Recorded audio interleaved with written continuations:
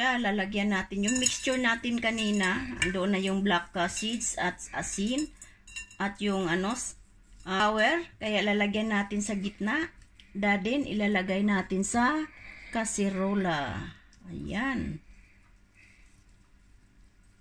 Ayan siya. Yung natin yan kanina. Okay, ganyan lang siya. Lalagyan natin sa sa loob. Ayan.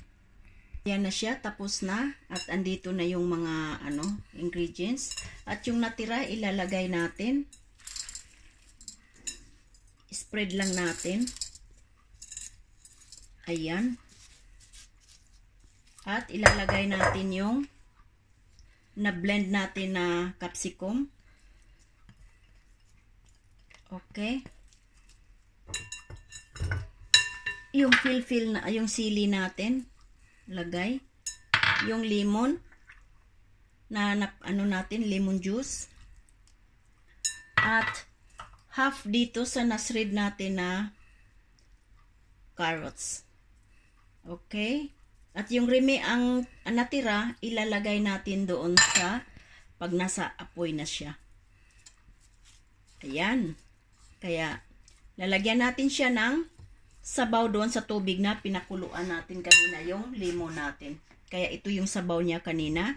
Ilalagay natin at isasalang natin siya sa apoy.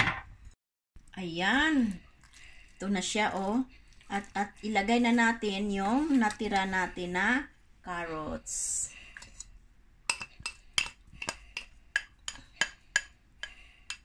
At halo-halo.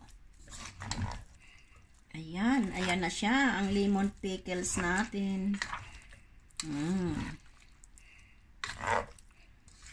Ayan na yung finished product natin sa lemon pickles. Andiyan na, nakalagay na sa buti.